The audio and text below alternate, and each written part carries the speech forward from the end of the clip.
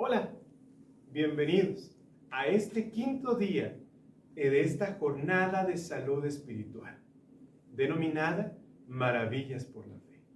Nos da gusto que nuevamente hayas destinado un poco de tu tiempo para tener este encuentro especial con nuestro Dios. Sin lugar a dudas, esta semana ha sido de bendición para cada uno de nosotros, por los mensajes que hemos escuchado y las alabanzas. Gracias por conectarte. Que Dios te bendiga a ti y a tu familia. En esta hora te voy a invitar que ahí donde te encuentres, cierres tus ojos, e inclines tu rostro para buscar a nuestro Dios en oración. Oremos. Padre nuestro que estás en el cielo, Señor, santificado es tu nombre. Gracias, Padre, porque nos has permitido llegar a este quinto día de esta jornada de salud espiritual. Gracias porque has permitido que nuestros amigos puedan conectarse a través de las redes sociales para tener este encuentro especial contigo. Bendice este programa, que tu Santo Espíritu lo sancione y que se quede en medio de nosotros. Gracias porque sabemos que nos escuchas. Lo pedimos en los méritos que hizo tu amado Cristo Jesús. Amén. Bien, en esta hora escucharemos una alabanza especial. Y es el tiempo de escuchar, de abrir nuestro corazón y meditar en este himno.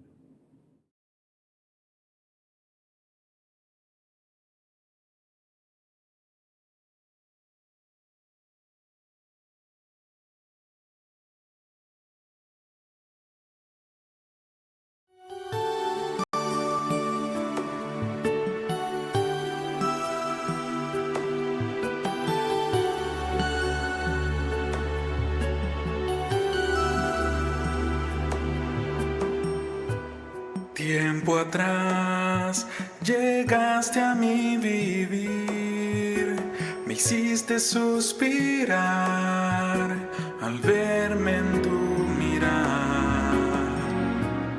Hoy aún estás aquí y lloro de emoción.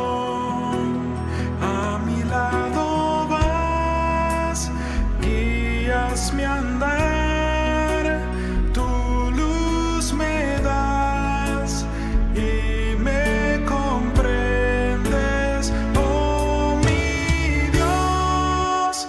¿Cómo vivir sin ti, sin mudar? Has sido fiel. ¿Cómo vivir sin ti, si sé muy bien que un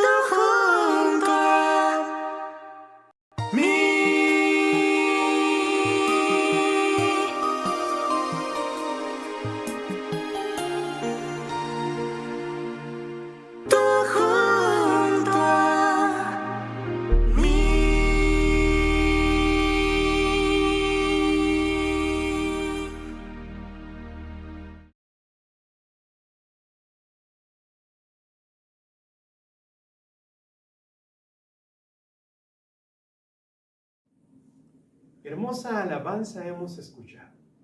Esperamos que estas notas lleguen con olor grato hasta el trono de la gracia y que hayan impactado tu corazón.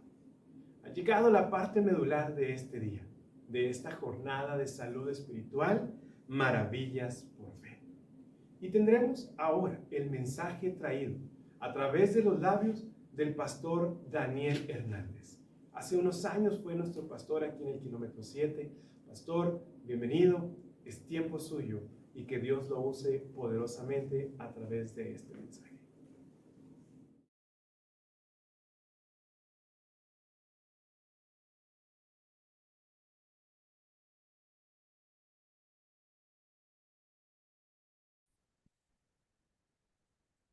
Hola amigos y amigas, qué placer es compartir con ustedes este momento y este espacio de oración y de meditación en la palabra del Señor. Quiero, antes de iniciar, por supuesto, orar con ustedes y rogarle al Señor que pueda traer su bendición a nuestras vidas y también a este momento de reflexión que tendremos juntos. Cerramos nuestros ojos y oramos. A ti, nuestro Dios, elevamos nuestros pensamientos en agradecimiento por toda tu bondad y tu amor y la oportunidad de estudiar juntos tu palabra. Te lo rogamos y agradecemos en el nombre de Jesús. Amén. La cita bíblica para la reflexión de hoy se encuentra en el Evangelio según San Mateo, en el capítulo número 7, versículo número 21 y 22. Lo leo para beneficio de todos ustedes. No todo el que me dice, Señor, Señor, entrará en el reino de los cielos, sino el que hace la voluntad de mi Padre que está en los cielos. Muchos me dirán en aquel día, Señor, Señor, ¿no profetizamos en tu nombre y en tu nombre echamos fuera demonios y en tu nombre hicimos muchos milagros? Esta cita bíblica es muy interesante, pero quiero resaltar una clave importante, digamos, un concepto importante que aparece en el texto bíblico. No todo el que me dice Señor, Señor entrará en el reino de los cielos, sino el que hace la voluntad de mi Padre. Esa frase es clave en el texto porque nos dice que este grupo de personas, o muchas personas, serán rechazadas porque aunque clamaban y reconocían a Jesús como el Señor, no hicieron la voluntad del Padre. Así que la pregunta que quiero contestar junto con ustedes en esta reflexión es, ¿qué es la voluntad del Padre? ¿En qué consiste la voluntad del Padre? Es importante debido a que, según el texto, es hacer la voluntad del Padre esencial también para la aceptación en el día del juicio en particular. Así que, apreciados hermanos, la lectura de hoy nos coloca casi en la parte final de lo que es llamado el Sermón del Monte y que comienza desde el capítulo número 5. Es ahí donde Jesús dice, no todo el que me dice Señor, Señor entrará en el reino de los cielos, sino el que hace la voluntad de mi Padre, que es el texto que acabamos de leer. El texto es importante también porque señala que muchos van a hacer referencia a profetizamos en tu nombre, echamos fuera demonios, hicimos muchos milagros, etc.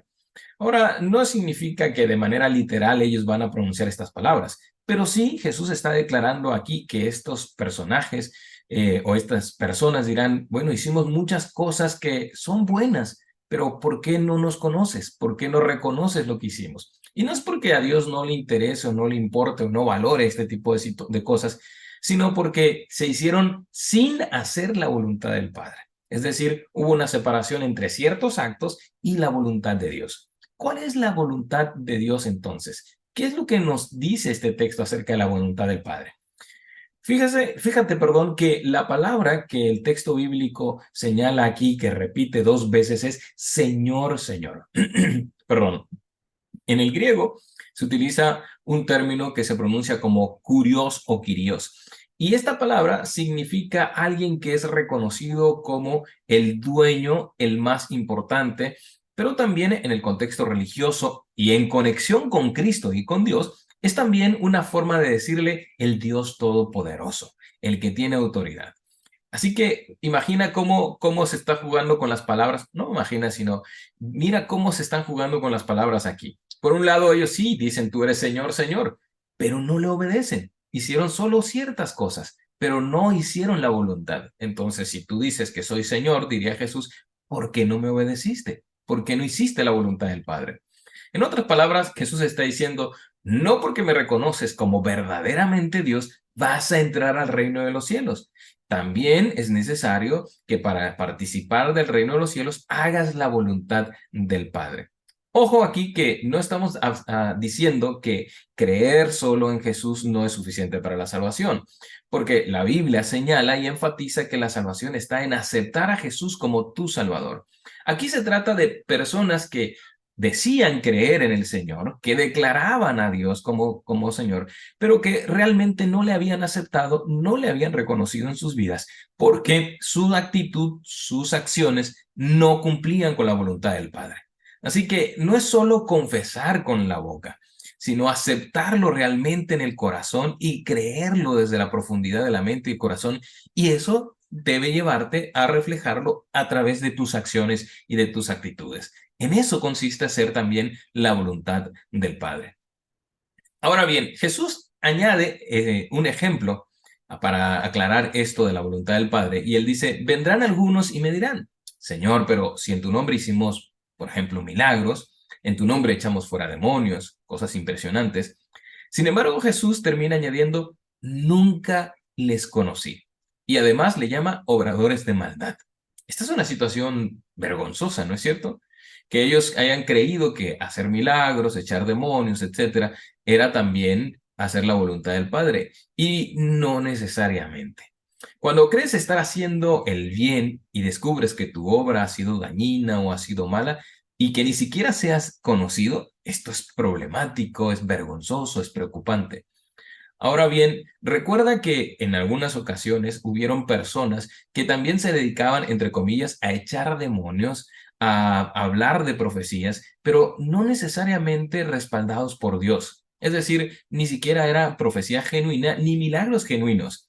Vemos el caso, por ejemplo, en el libro de los Hechos de este mago Simón, que parece tener algunas habilidades mágicas, o por lo menos aparentar que las tiene, e incluso llega a hacerlo en nombre de Dios, pero realmente no eran actos genuinos. En ese contexto está hablando Jesús. Pudieran tener apariencia de piedad, podría ser que más o menos engañarían a alguien, pero realmente y aún atrás de sus palabras, Señor, Señor, no hay una entrega genuina, no hay un compromiso genuino. Quiero enfatizar esto porque me parece sumamente importante. Hay millones que dicen ser cristianos hoy en día. Hoy, por ejemplo, hasta un ebrio, un borracho ahí en la calle puede decir, yo soy creyente, yo amo a Dios. Y Dios lo ama, por supuesto, pero sus acciones y sus actos no reflejan ese compromiso con el cielo. Este hombre, aunque parece creer en Dios, sus acciones no están comprometidas con él. De hecho, Jesús dice que aún hasta los demonios creen y tiemblan, pero no se arrepienten. Declarar que crees en Dios, declararte que eres cristiano, que eres adventista o de cualquier otra denominación, no necesariamente es una igualdad, no significa pues que estás comprometido al 100% con lo que dices creer. La persona que no sea convertida ni cumpla la voluntad de Dios no entrará en el reino de los cielos. Por lo tanto, se requiere evidenciar que cumples la voluntad de Dios. Ahora bien, la pregunta es, ¿qué es la voluntad de Dios? ¿Cómo podemos definir esto? Bueno, en esta noche se trata precisamente de tratar de desentrañar el significado de este concepto. ¿Cuál es la voluntad general de Dios y en qué consiste? Tenemos varios textos que nos pueden ayudar a encontrar una respuesta. Por ejemplo, en Mateo 7:21 encontramos que la voluntad de Dios es algo de suma importancia. ¿Pero por qué? Entendemos que la voluntad de Dios es la que nos permite el acceso a entrar al reino de los cielos. Desconocerla es muy peligroso. Y cumplir la voluntad de Dios hace que el que oiga las palabras de Jesús se acerque más a Jesús y se convierta en un hermano, una hermana de Jesús. Es decir, que entre en una relación estrecha y genuina, que conozca al Señor. Esto lo podemos encontrar en textos, por ejemplo, como Juan 9:31 o Marcos 3:35 o Mateo 12:50. Hay personas que abusan de otras, por ejemplo, en el nombre de la voluntad de Dios. Creen que Dios les pidió, por ejemplo, dañar a alguien, robar algo, adueñarse de otras cosas o incluso matar en el nombre de Dios. Pero esto no es la voluntad de Dios. Creo que todos hemos escuchado experiencias de algunos que fueron, por ejemplo, a pedir dinero prestado porque así era la voluntad de Dios. O también hemos escuchado historias de aquellos a los que Dios, no sé, les reveló su voluntad para unirse en matrimonio con otra persona que de otro modo nunca les haría caso. Este tipo de situaciones podría comprometernos a tomar decisiones que no sean muy sabias. Perdón. Entonces, ¿cómo conocemos la voluntad de Dios? La respuesta es manteniendo una relación estrecha con Él y sobre todo meditando y estudiando la palabra del Señor. Porque allí encontramos los principios básicos de lo que Dios ya ha manifestado es su voluntad. Un ejemplo, ¿con quién me voy a casar? ¿Quién sería la persona más idónea para casarme? Bueno, el Señor ha establecido ya principios en su palabra, ha declarado, digamos, los principios generales de su voluntad en su palabra. ¿Quieres conocer la voluntad de Dios? Necesitas abrir y estudiar y meditar la Escritura para conocer mejor a Dios y su voluntad. Por otro lado, encontramos también en 1 Tesalonicenses capítulo número 4, versículo 13 al 7, lo siguiente. La voluntad de Dios es vuestra santificación, dice Pablo, que os apartéis de fornicación, que cada uno de vosotros sepa tener su propia esposa en santidad y honor, no en pasión desordenada, como los gentiles que no conocen a Dios.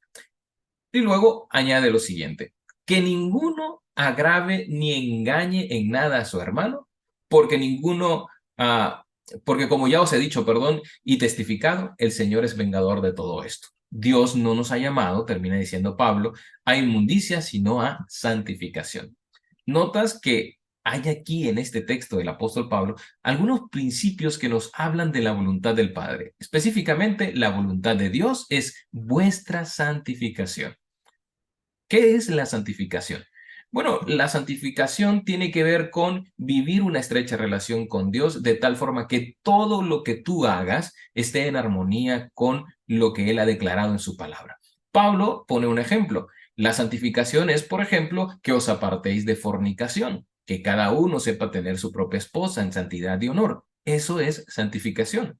Pero podríamos agregar otros aspectos de la vida cotidiana también allí. Por ejemplo, santificación también es no robar, santificación también es no mentir, santificación también es amar, incluso a los enemigos, santificación también es estudiar la palabra, santificación también es asistir, congregarse para poder motivar y animar a otros en una comunidad religiosa como una iglesia, como lo estamos haciendo hoy. Santificación también es, por ejemplo, alabar al Señor, etcétera. Y podríamos continuar con otras listas, ¿no? La voluntad de Dios es entonces que seamos santificados. Usted, por ejemplo, está en casa con su esposo, con su esposa, con sus hijos, quizás sin dinero o con preocupaciones, y usted puede preguntarse, ¿cuál es tu voluntad, Señor, ante esta situación? Que antes que pienses, por ejemplo, en el divorcio por los problemas que tengas, o en abandonar, o en morir, debes reconocer que la voluntad de Dios es tu santificación, la santificación de tu esposa, la santificación de tu hijo. Esa es la primera gran declaración de Pablo. ¿Qué es santificarme? Pues el mismo texto lo explica como ya lo señalamos. Apartarse de fornicación, por ejemplo, que cada uno sepa tener su propia esposa. No agraviar o engañar a tu hermano. Por ejemplo, uno podría pensar, bueno, es no hacerle daño a otros, pero no es solo eso, es cómo estás tratando a tu esposa o a tu esposo.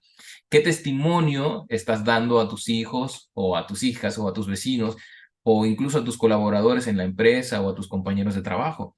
Hay gente que piensa que la santificación, no sé, se obtiene al mantener una buena conducta solamente, al desarrollar actitudes solamente positivas. Pero el buen comportamiento no siempre es una señal de una verdadera santificación. Tiene que ir más allá. La palabra santo en la Biblia, por ejemplo, viene del griego agia, y este significa ser apartado o separado para un uso sagrado, para un uso especial.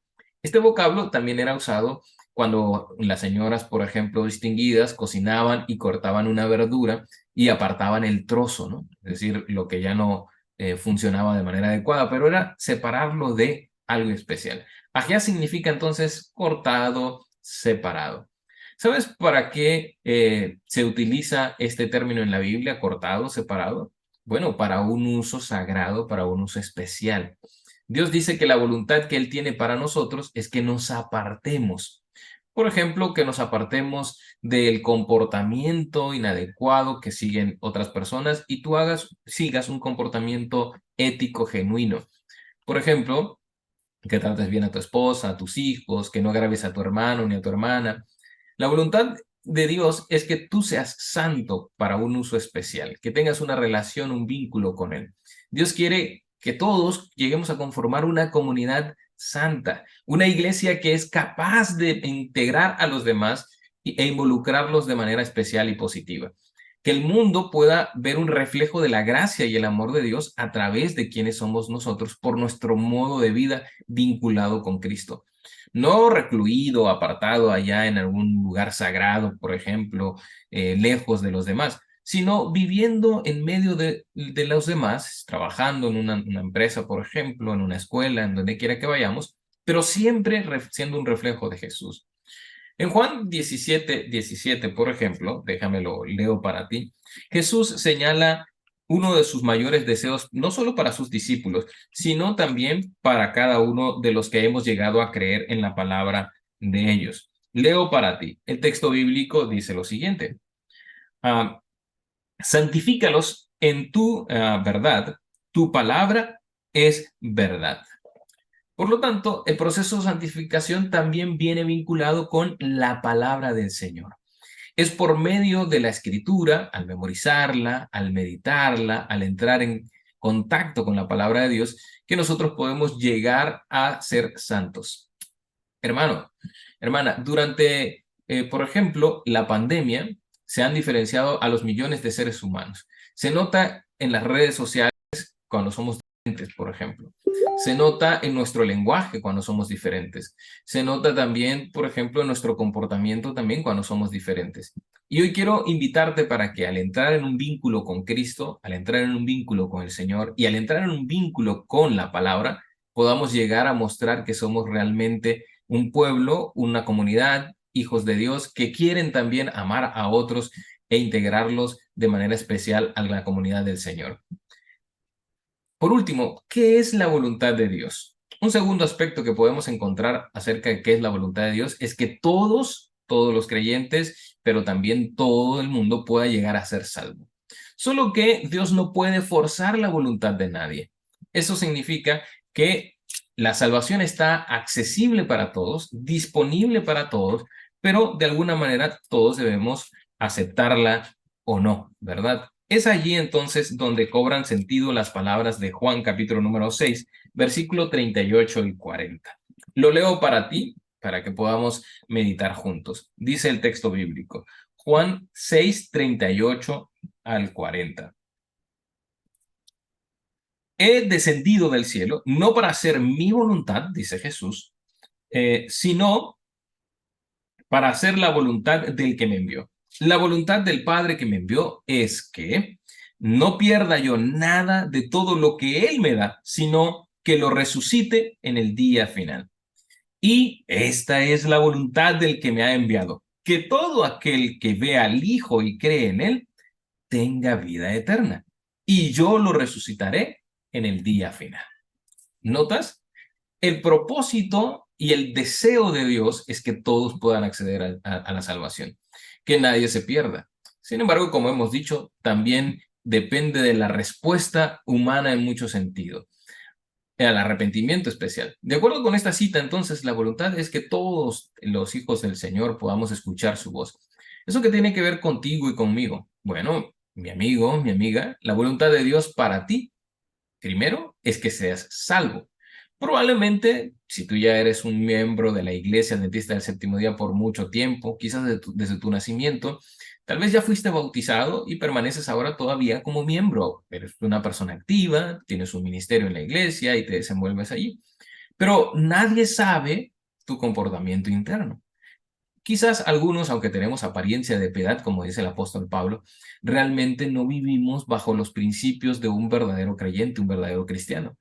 Y el deseo de Dios es que todos podamos ser salvos. Eso significa que siempre estemos en armonía con los criterios de la palabra de Dios, con el buen comportamiento de un creyente, como un reflejo de esa relación de salvación.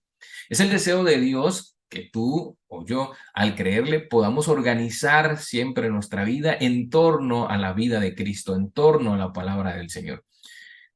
Es cierto que Dios desea la salvación de todos, pero algunos decidirán no creer o, a pesar de haber creído, mantener un estilo de vida malsano, un estilo de vida que no conecte con el Señor.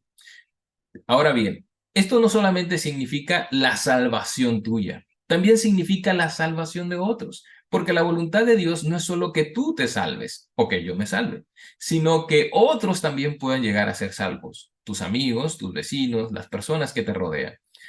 Es así como lo declara el apóstol Pedro en 1 de Pedro, capítulo 2, versículo 15. Esta es la voluntad de Dios, que haciendo el bien, hagáis callar la ignorancia de los hombres insensatos.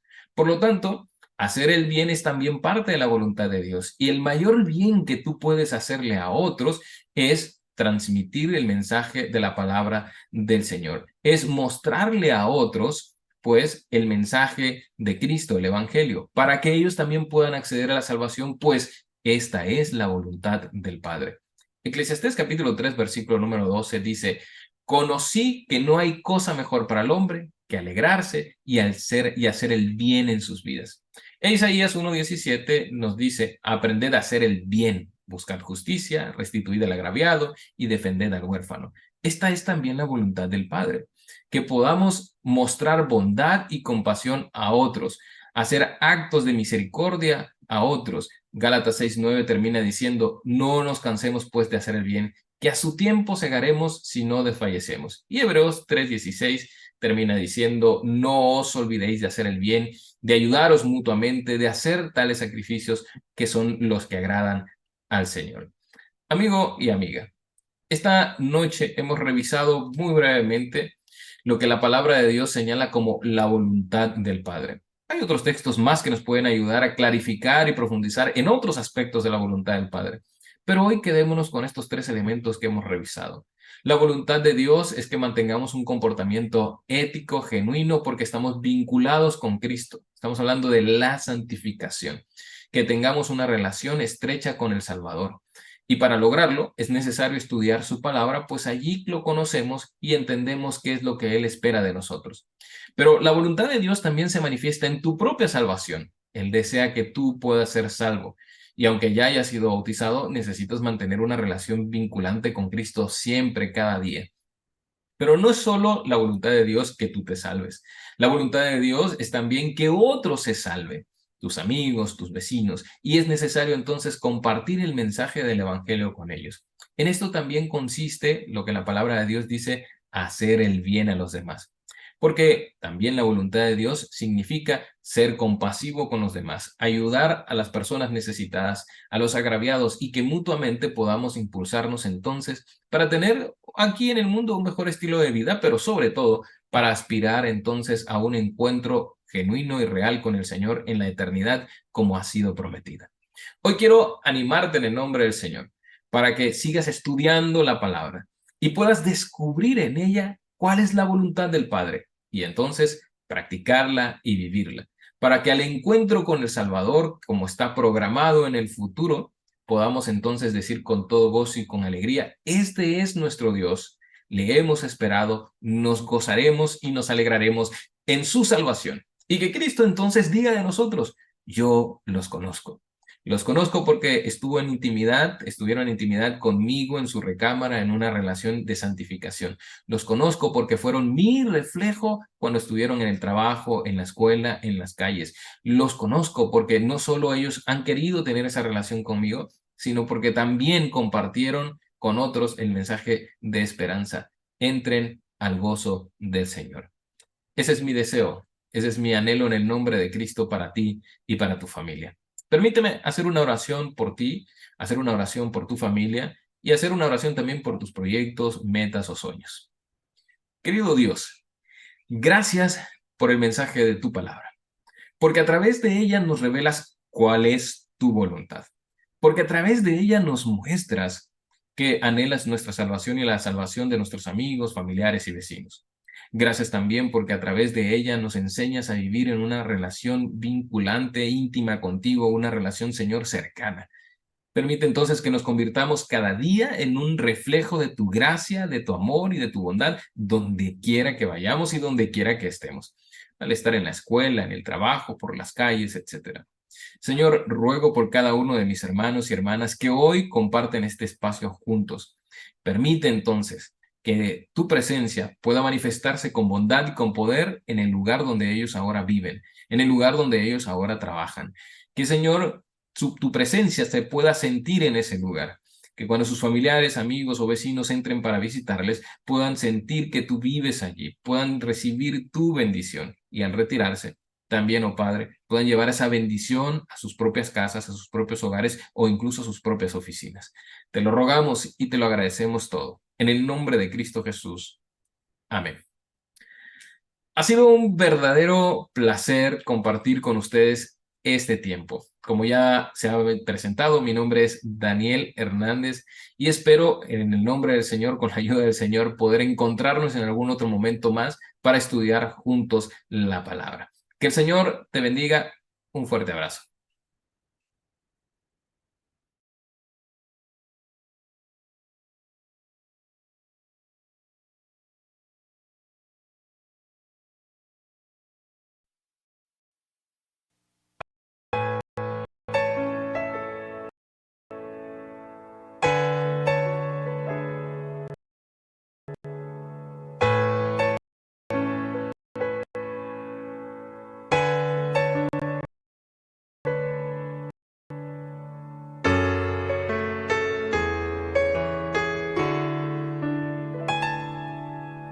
Oh, mi buen Jesús, Rey del universo, te amo, Señor, porque eres perfecto. Nadie como tú habrá jamás que pueda vencer a la maldad.